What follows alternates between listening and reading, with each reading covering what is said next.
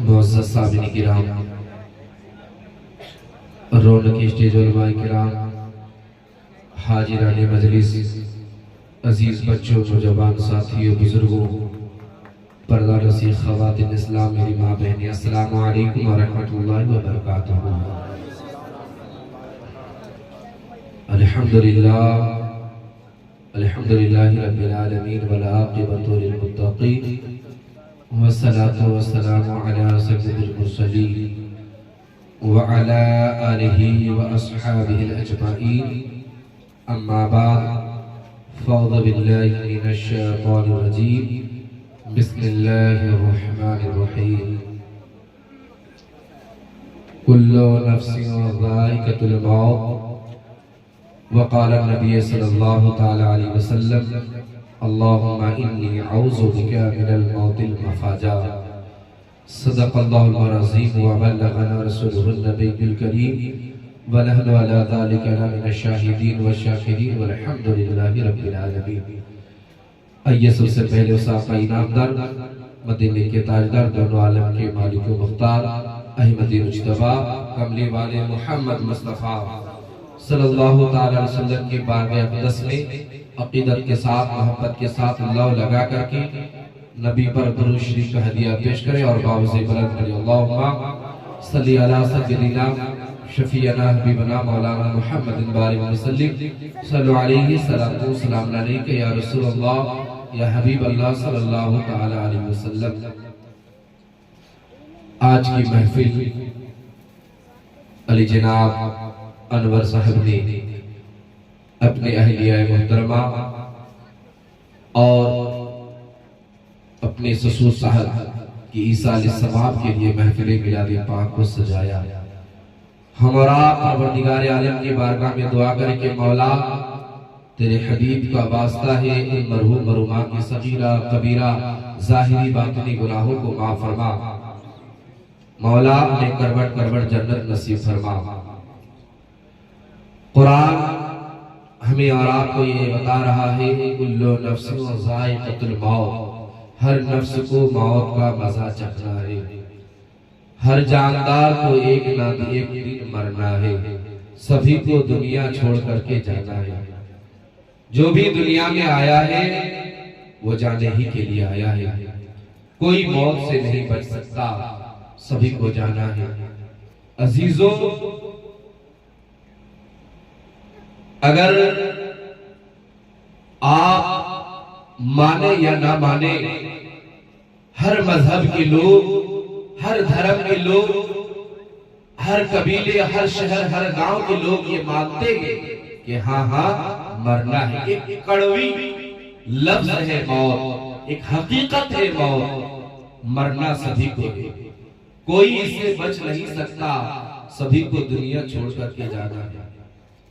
मैं ईसाल सवाब के बारे में कुछ बातें बता दूं। क्या किसी मरहूम मरहुमा के नाम से ईसाल सवाब करने से सवाब पहुंचता है? क्या दुरूद महफिल कुरान पढ़ने से, जिसके नाम से पढ़ा जाए, सवाब पहुंचता है या नहीं पहुंचता? अगर आपसे भी सवाल करे तो आप क्या जवाब देंगे? कोई कह दे कि भाई मिलाद करते हो, कुरान खानी करते हो, दुरूद पढ़ते हो, तो क्या उसको पहुंचता है? कोई सबूत है? तो क्या देंगे आप सीख लेंगे। आपने बारहा सुना है, आज से नहीं, आप बचपन से सुने हैं। मशहूर वाक़िया है और हदीस मुस्तफा है। हदीस मुस्तफा है, आपने सुना है और मैं दोहरा रहा हूं इसलिए कि आपको बताना मकसूद ये है कि हकीकत देखिए कि ईसाल सवाब पहुंचता है। मुस्तफा कब्रिस्तान से गुजर रहे थे और जब गुजर रहे थे तो आप अचानक खड़े हुए और आपने एक सहाबी को कहा कि सहाबी जाओ एक खजूर की डाली को तोड़ करके लाओ। कहा या रसूलल्लाह क्या बात है? कहा ये कब्र, दो कब्र वाले जो है इन पे अजाब नाजिल है। ये दो कब्र जो देख रहे हो साहबा, इस पे कब्र पे अजाब नाजिल है। तो साहबा फरमाते या रसूलल्लाह किस बिना पर अजाब हो रहा है? तो मेरे नबी ने फरमाया एक तो पेशाब के छींटों से नहीं बचता था, पेशाब करता था सख्त जगह पर, जिसकी छींटे उसके बदन पर, कपड़े पर लग जाया करता था, जिसकी वजह से अजाब नाजिल है। और दूसरा शख्स वो है कि ये दूसरों की चुगली किया करता था, दूसरों की चुगली किया करता था, जिसकी वजह से ये अजाब दोनों कब्र वालों पर नाजिल है। मेरे नबी ने फरमाया, सहाबा जाओ खजूर की डाली को तोड़ करके लाओ। सहाबा लाए, नबी ने खजूर की डाली को बीच से फाड़ा, दो हिस्सा करके दोनों कब्र में गाड़ दी। सहाबा हैरान है, आका इरशाद फरमाते, मेरे माँ बाप आप पे कुर्बान हो, आका बताइए कि खजूर की डाली को कब्र में गाड़ने से क्या होगा। अब मेरे नबी का जवाब सुनो, हदीस मुस्तफा है, मेरे आका फरमाते, सहाबा जानते हो दरख्त, शजर, हजर, पत्थर, पेड़ पौधे, इंसान, दुनिया की सारी मखलूकें अल्लाह की तस्बीह बयान करती है।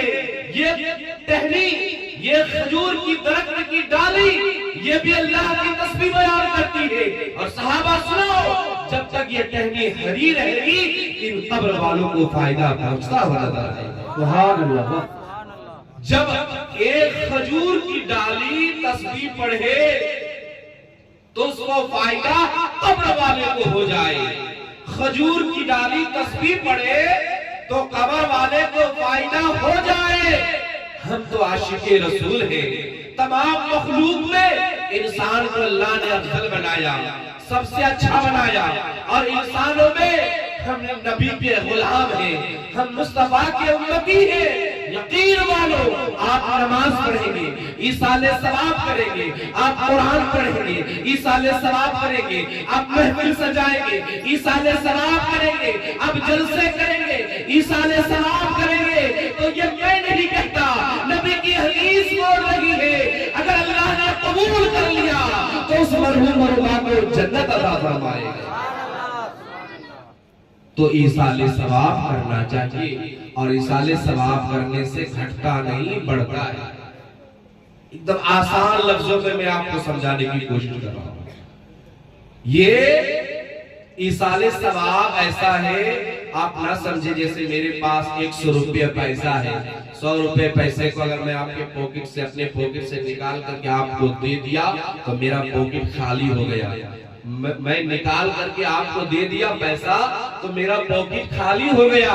लेकिन ईसाले सवाब अगर हमारे सीने में है, अगर हम कुरान पढ़ रहे हैं, आप कुरान पढ़ रहे हैं, आप कुरान पढ़ना जानते हैं, आप तस्बीह पढ़ना जानते हैं, आप सूरह फातिहा पढ़ना जानते हैं, आप दुरूद शरीफ पढ़ना जानते हैं, आपके पास मौजूद है, आपने दुरूद पढ़ा, पढ़ कर किसी मरहूम को बख्शा, तो ये मत समझे कि उसे ही फायदा है, बल्कि उसे भी फायदा होगा।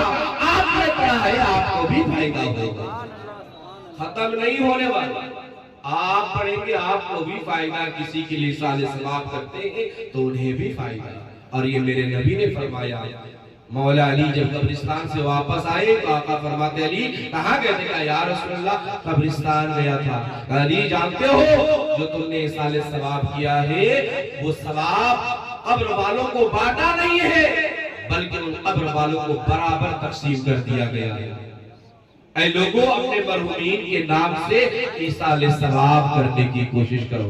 आप लोग ईसाले सवाब जो गुजर गए हैं उनके नाम से करने की कोशिश करें। मुअज़्ज़ज़ सामिरीन किराम, ऐ नौजवान साथियों, अजीज बच्चों, मौत कड़वा सच, हकीकत बात। क्या नौजवान, क्या बुजुर्ग, क्या दोस्त, क्या अहबाब, आप सबको मौत का डर नहीं है? नौजवानों, बुजुर्गों, बच्चों, क्या आपको मौत का खौफ नहीं है? क्या आप मौत से नहीं डरते हैं? आप अगर मौत से नहीं डरते हैं तो मौत से डरने की कोशिश करें। ऐ नौजवानों, ऐ बुजुर्गों, ऐ ज़ईफों, ऐ बूढ़ों, मौत से आप डरे। मौत एक कड़वा सच है। अगर आप नहीं डरेंगे तो इसका नुकसान आपको ही होगा। आज इंसान दुनिया की रंगीन माहौल में ऐसा घुल गया है, ऐसा मिल गया है, वो ये सोचता है कि हमें मरना ही नहीं है। और कुछ लोग ये भी कह देते कि जो होगा देखा जाएगा। ये लफ्ज कह देते जो होगा देखा जाएगा। अजीज़ाने मिल्लत इस्लामिया, आपको मालूम है कि बड़े बड़े ताकतवर दुनिया में गुजरे हैं, बड़े बड़े बादशाह दुनिया में गुजरे हैं। उन्होंने कोशिश किया था कि मैं मौत से बच जाऊंगा, लोहे का दरवाजा बनाया, बड़ा से बड़ा दरवाजा बनाया, एक घर नहीं बल्कि कई 100 घरों को बनाया, ये सोच करके कि मेरी रूह ना निकले, मगर उसकी भी रूह निकाली गई। हमें भी जाना है और आपको भी जाना है। किसी को आज मौत से डर ही नहीं है। आप मौत से क्यों नहीं डरते मुसलमान? आपने जनाजा उठते हुए नहीं देखा है? क्या आपने बच्चों के जनाजे को नहीं देखा है? क्या मस्जिदों से ऐलान को नहीं सुना है? आपको डर नहीं लगता? नींद कैसे आती है? अरे वो भी तो लोग थे जिनकी पेशानियां हमेशा सजदे में होती थी, जिनका सर सजदे में होता था और इतना रोते थे, इतना रोते थे। सब कुछ होते हुए सैयदना उस्मान गनी रज़ियल्लाहु ताला अन्हु सहाबी रसूल, जिनको मेरे नबी ने फरमाया ए उस्मान गनी तुम जन्नती हो।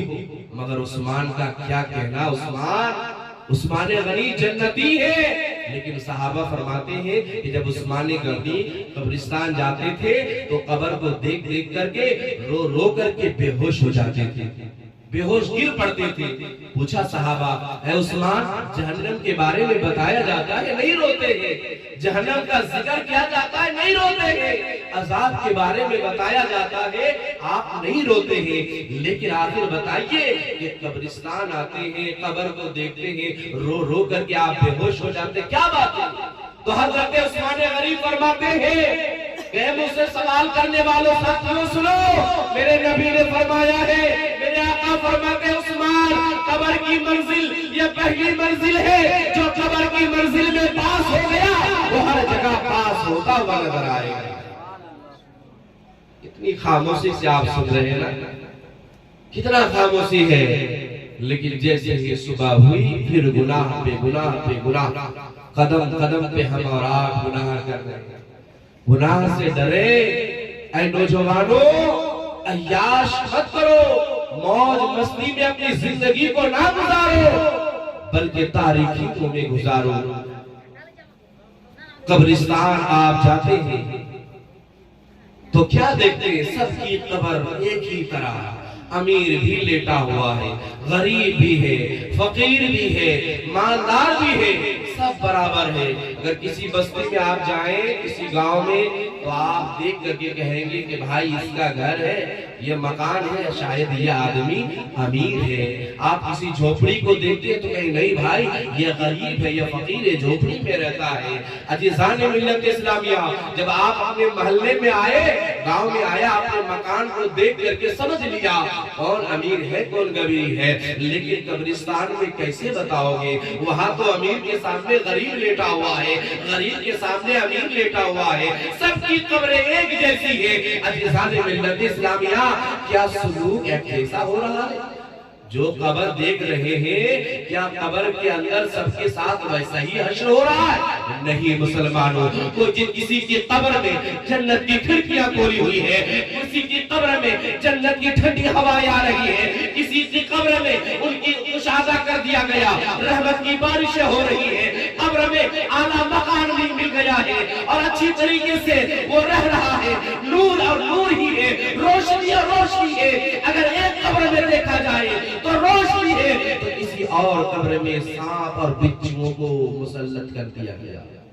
सांप डस रहे हैं, बिच्छू डस रहे हैं, कीड़े मकोड़े खा रहे हैं। अजीज़ाने मिल्लत इस्लामिया, मेरे नबी फरमाते हैं कि गुनहगार को, बेनमाजी को मेरे नबी ने हाथ को ऐसे करके दिखाया, कहा जैसे ये हाथ है, इसी तरीके से एक गुनहगार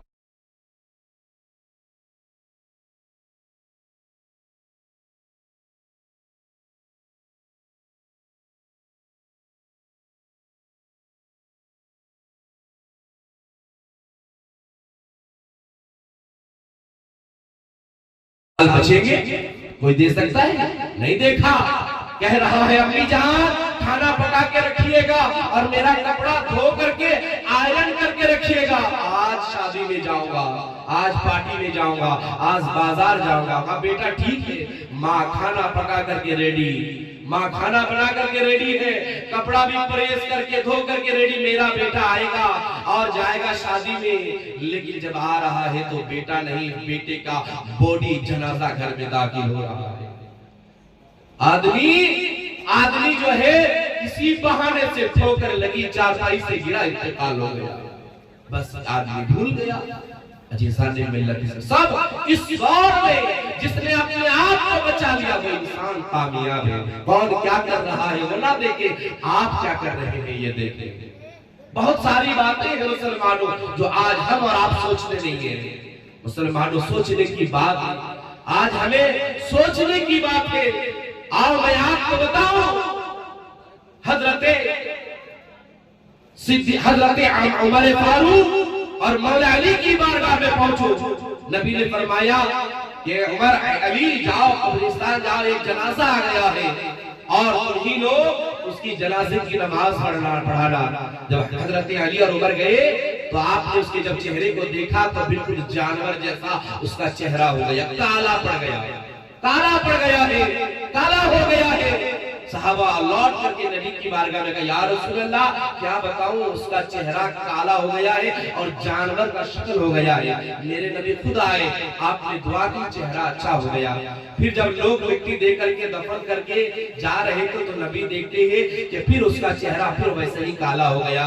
मेरे नबी ने फरमाया, सहाबा देख लो, ये बेनमाजी और गुनहगारों का जनाजा है, ये गुनहगार इंसान है जिसका चेहरा बदसूरत हो गया है। लिहाजा लोगों, नौजवानों, इबादत करो, नमाज पढ़ो। नमाज रोजे का हमारा एक लिस्ट है, एक हमने अपनी रिश्त बना लिया। सुबह उठेंगे, चाय पिएंगे, नाश्ता करेंगे, काम में जाएंगे, काम से आएंगे, दोपहर खाना खाएंगे, दोपहर को आने के बाद शाम को आएंगे, दोस्तों के साथ खेलने जाएंगे, रात होगी खाना खाएंगे, बीवी बच्चों के साथ सोएंगे, बैठ करके बातें करेंगे। पूरा लिस्ट है, हर रोज का यही तरीका। सुबह उठा, काम पे गया, खा पी करके आया, खाया, फिर रात को फिर खाया, सोया। इसी तरीके से जिंदगी को एक इंसान गुजरता है। अजीज़ान मिल्लत इस्लामिया, इस पूरी लिस्ट में नमाज कहाँ है? इस पूरी लिस्ट में कुरान को तुमने कहाँ छोड़ दिया है? ऐ लोगों, कुरान भी रखा करो और नमाज भी रखा करो। तुम नमाज पढ़ोगे, अल्लाह तुम्हारी घर की बलाओं को दूर फरमा देगा।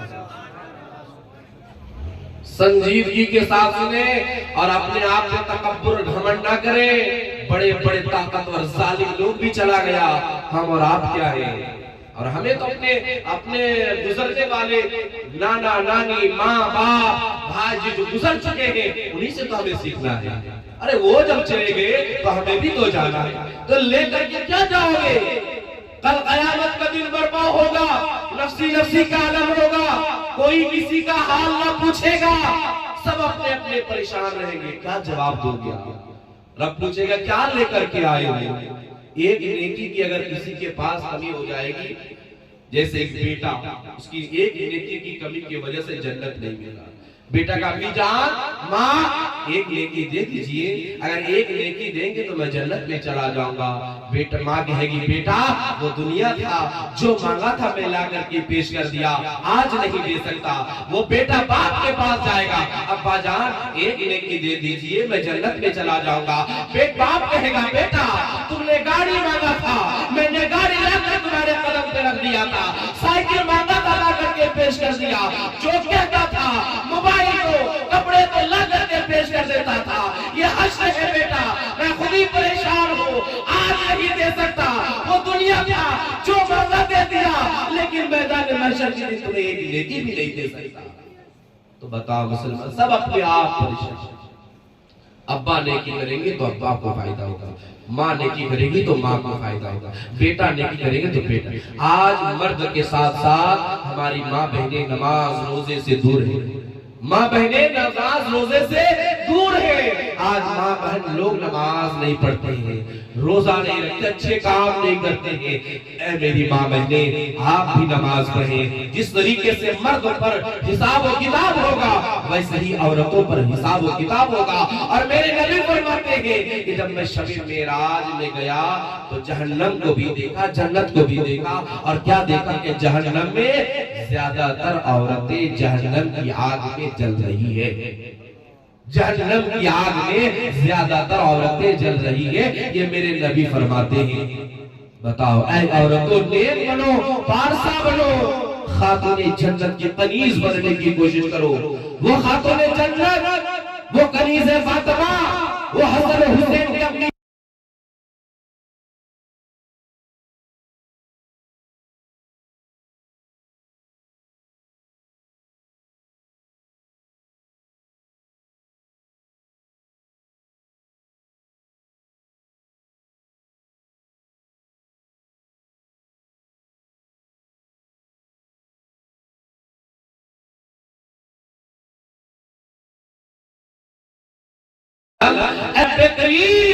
तूने कैसी रातें छोटी छोटी कर दिया है।